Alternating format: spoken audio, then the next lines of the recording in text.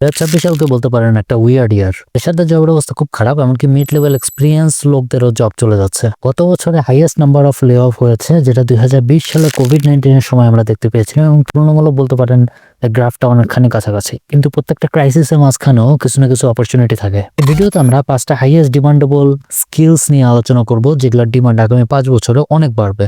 কিছু স্কিল আপনার pocket money generate করার জন্য যথেষ্ট, কিছু স্কিল হয়তো মাসে 40 থেকে 50,000 টাকার মতো ইনকাম করে দিবে, এবং কিছু স্কিল হয়তো আপনাকে কোটিপতি বানিয়ে দেবে। স্কিল নাম্বার 1, বিগত কয়েক বছর ধরে আমি আমার ইউটিউব, ফেসবুকে অনেক ফলোয়ারকে এই স্কিল আমি সাজেস্ট করেছি। অনেকে হয়তো আমার কথা শুনেছে, যারা মাসে 40 থেকে 50,000 টাকার মতো ফ্রিল্যান্সিং বা আদার্স কোনো কাজ করে ইনকাম করতেছে।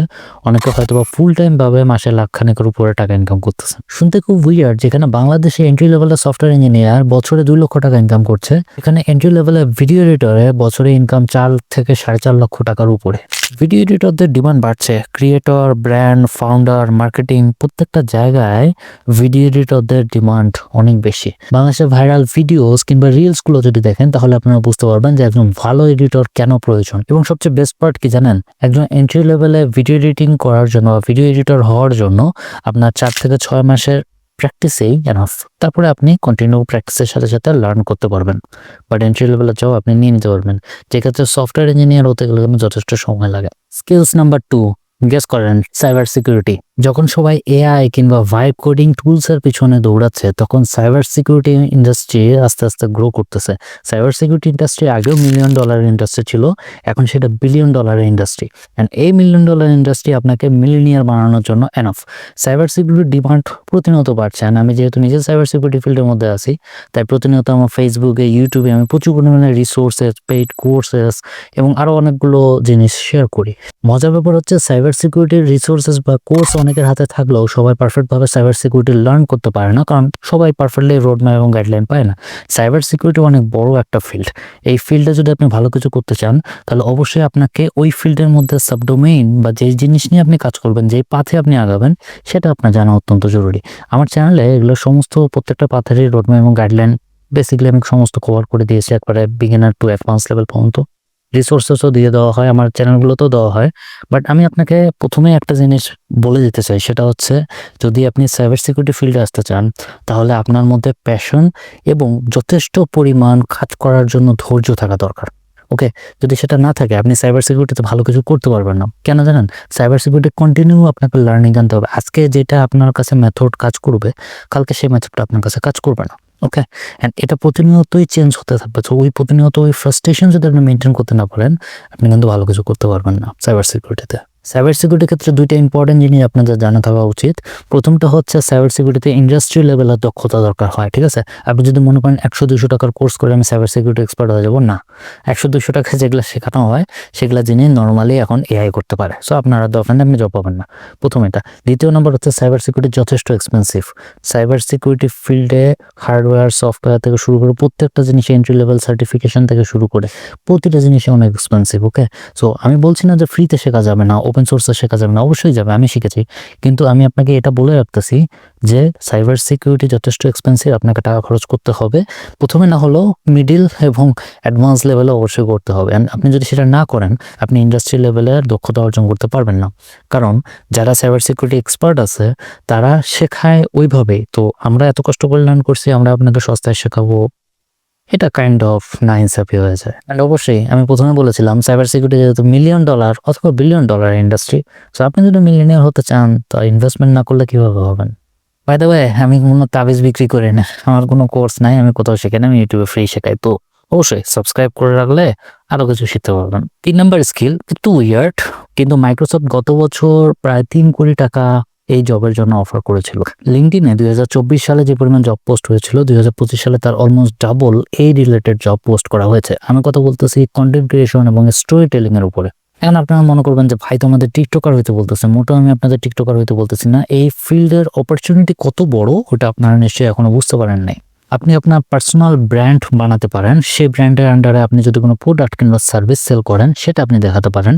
টেক, ফুড, কার এরকম রিলেটেড যদি কোনো নিশ আপনার প্যাশন থাকে, সেই রিলেটেডও আপনি কন্টেন্ট বানাতে পারেন। তারপরে বিভিন্ন যে অর্গানাইজ রয়েছে বা যে অর্গানাইজেশনের জন্য কাজ করতেছেন, লাইক মনে করেন আপনি বিওআইডির গাড়ি খুব পছন্দ করেন, সো বিওআইডির উপরে আপনি 2-4টা ভিডিও বানালেন, তারপর আপনি কোনো বিওআইডিকে অ্যাপ্রোচ করলেন যে আপনি তাদের আরও গাড়ি রিভিউ করতে চান। একজন কন্টেন্ট ক্রিয়েটর ইউটিউব থেকে কতটুকু টাকা ইনকাম করতেছে এটা ফ্যাক্ট না, ফ্যাক্ট হচ্ছে এটা যে ওই প্রোডাক্টটাকে কিংবা ওই সার্ভিসটাকে প্রমোশন করার জন্য যে কোম্পানি বা মার্কেটিং ইন্ডাস্ট্রিগুলো রয়েছে তারা কি পরিমাণ টাকা তাদেরকে পেমেন্ট করতেছে। এবং আপনার ফলোয়ার যত বাড়বে, আপনার কন্টেন্ট যত ভালো হবে, ততই কিন্তু আপনার জনপ্রিয়তা বাড়বে এবং তত বেশি আপনি ডিল অফার পাবেন। এখন এই জিনিসটা কিন্তু একটা বিশাল বড় অপরচুনিটি, কারণ হয়তোবা আপনি দেখবেন যে শাহরুখ খান যদি লাক্স নিয়ে অ্যাড করে, তাহলে সবাই জানে যে উনি লাক্স ইউজ করে না, উনি হয়তোবা আরও দামি কোনো সাবান ইউজ করে। কিন্তু কোনো মোটামুটি ক্রিয়েটর যারা হয়তোবা 30-40 হাজার ফলোয়ার আছে বা 50 হাজার ফলোয়ার আছে, 1 লাখ ফলোয়ার আছে, ও যদি লাক্সের অ্যাড করে, তাহলে মনে করবো যে হ্যাঁ, সে তার সাথে আমি রিলেটেড করতে পারতেছি। তো নর্মাল ইউজার যারা আর কি লাক্সের ইউজার, তো তারা কিন্তু তার কাছ থেকে প্রোডাক্ট নিতে বা ওই প্রোডাক্টটার প্রমোশন কিন্তু ভালোভাবে হয়। আশা করি আপনারা বুঝতে পারছেন। মার্কেটিংয়ের লোক হলে ভালো হতো। এছাড়াও আপনি ইউজার জেনারেটেড কন্টেন্টের পিছনে যেতে পারেন। ইউজার জেনারেটেড কন্টেন্ট মানে আপনি মোটামুটি মনে করেন যে আপনি কোনো একটা সার্ভিস, আপনি একজন video editor, so video editing আপনি যে করছেন বা আপনার ভিডিওগুলো কত ভালো বা যার জন্য আপনি করতেছেন, সেইগুলো ভিডিও করেই আপনি আপনার কন্টেন্টে ইউটিউবে বা আপনার ইনস্টাগ্রাম অ্যাকাউন্টে আপনি দিতে পারেন, টিকটকে দিতে পারেন। সো যাদের ওরকম সার্ভিস দরকার বা যারা ওরকম কন্টেন্ট দরকার, ওরকম এডিটর দরকার, তারা ওগুলা দেখে আপনার কাছে আসবে হায়ারিংয়ের জন্য। আপনি ফ্রিল্যান্সিং করতে পারেন, পার্ট টাইম, ফুল টাইম। ওকে, অনেক অপরচুনিটি রয়েছে বাংলাদেশে। বাপকা বেটা মানে শুভাশিস ভৌমিক ভাই, তারপরে রাফসান ছোট ভাই, সুনেরা, এদের কন্টেন্টগুলো আপনারা দেখেন যদি, তাহলে বুঝতে পারবেন যে কন্টেন্ট ক্রিয়েটরদের ডিমান্ড কত বাড়ছে। সালমান মুক্তাদিরও আমি ভুলে গেছি, উনিও থাকবেন। এরকম আরো অনেক কন্টেন্ট ক্রিয়েটর রয়েছে যারা মোটামুটি ব্র্যান্ডের সাথে কোলাবোরেশন করে এবং তাদের ডিমান্ড কিন্তু আস্তে আস্তে অনেক বাড়তেছে। অ্যান্ড আপনিও এই রাস্তায় যেতে পারেন যদি আপনার প্যাশন থাকে। মেইন কথা, কন্টেন্ট বানানোর জন্য হাজার ওয়ে আছে। যদি আপনি বানাতে পারেন তাহলে সেটা মনিটাইজেশন করা খুব একটা কষ্টকর ব্যাপার নয়। পরবর্তী স্কিলে যাওয়ার আগে কিছু কথা। আপনি আমার ভিডিও দেখছেন, অ্যান্ড ভিডিও দেখে যদি জাস্ট বসে থাকেন বা শুনেন, তাহলে কিন্তু আপনি কোনো দিনও কিছু করতে পারবেন না। ভিডিওর সাথে সাথে নোট নিন, নোটে সেটা লিখে রাখেন যে আমি এই স্কিলগুলো ট্রাই করতে চাই বা আমার এর মধ্যে এই নিশগুলো রয়েছে, এগুলো প্যাশন রয়েছে, আমি এগুলো ট্রাই করতে চাই। এটা কেন? কারণ জরুরি না যে আপনি যেটা আমি আপনাদের স্কিল বললাম সেই স্কিলটা শেখার সাথে সাথেই কাজ করতে পারবেন বা ওটার উপরেই আপনার প্যাশন থাকবে, আপনি ভালো আউটপুট দিতে পারবেন, এমন কিন্তু নয়। তো মাল্টিপল জিনিস ট্রাই করতে হবে। তো যত দেরি করবেন তত পিছিয়ে যাবেন। তাই শুরু করার জন্য হলো নোট করা জরুরি। 4 নাম্বার স্কিল, যদি কোডিং, প্রবলেম সলভিং এর উপরে আপনার আগ্রহ থাকে এবং আপনি যদি ধৈর্য ধরে 1 থেকে 2 বছর সময় স্পেন্ড করতে পারেন, তাহলে আমি বলবো এআই এবং মেশিন লার্নিং, এই দুটো ফিল্ডের ডিমান্ড আস্তে আস্তে অনেক বাড়বে। এআই এখন অলমোস্ট পিক অবস্থায় রয়েছে, সমস্ত জায়গায় এআই এর ছড়াছড়ি, ঠিক আছে? সো এআই ইঞ্জিনিয়ার হোক আর এআই রিলেটেড কোনো আদার্স জব হোক, এই সমস্তগুলোর ডিমান্ডে কিন্তু আস্তে আস্তে বাড়বে। এবং আপনি যদি ভালো ওই রিলেটেড স্কিল গেইন করতে পারেন, প্রবলেম সলভিং, কোডিং, পাশাপাশি এআই রিলেটেড নতুন কোনো আইডিয়া জেনারেট করা, ওকে, এগুলো যদি আপনি পারেন তাহলে আপনার ডিমান্ড কিন্তু অনেক বাড়বে। তাই এই জিনিসটা একটু মাথায় রেখে যদি আপনার প্যাশন থাকে, অফকোর্স আমি বলবো এআই এবং মেশিন লার্নিংয়ে যাওয়ার জন্য, কারণ এটার ডিমান্ড সবসময় থাকবে এখন থেকে। যদি আপনি প্যাশনেট হন, অবশ্যই এআই এবং মেশিন লার্নিং শেখা শুরু করেন। রোডম্যাপ এবং গাইডলাইন আমার চ্যানেলে আছে। শেষ 5 নম্বর স্কিল হচ্ছে সফটওয়্যার ইঞ্জিনিয়ার উইথ এআই। দেখেন, এখন আর্টিফিশিয়াল ইন্টেলিজেন্স সমস্ত কাজ করতে পারে, সফটওয়্যার বানাতে পারে, ল্যান্ডিং পেজ বানাতে পারে, ফ্রন্ট এন্ড ব্যাক এন্ড করতে পারে, ক্লাউডের ডিপ্লয় পর্যন্ত করতে পারে, তারপরে সেটা মেনটেন করতে পারে। কিন্তু আপনাকে যেটা হবে যে সফটওয়্যার ইঞ্জিনিয়ারদের ডিমান্ড হয়তো বা একটু কমছে, কিন্তু আস্তে আস্তে আরও বাড়বে। কিন্তু যারা এআই রিলেটেড কাজ করতে হচ্ছে, front end back end, AI এর সাথে হয়তো বা ডেভঅপসের কাজ, ক্লাউডের কাজ, মানে যেগুলো প্রবলেম হচ্ছে কিছু জিনিস এআই দিয়ে অটোমেটেড হবে, বাকি জিনিস আপনি শিখবেন এবং আপনি করবেন। যদি এই রিলেটেড কাজ করতে পারেন তাহলে আমি বলবো অবশ্যই সফটওয়্যার ইঞ্জিনিয়ারিং ফিল্ডে আপনি যেতে পারেন। অনেক ডিমান্ড রয়েছে। ওকে, এই ছিল টপ 5 স্কিল। 2026 সাল থেকে 30 সাল পর্যন্ত টপ 10টা ফিল্ড আমি কভার করেছি যেগুলো জবের জন্য।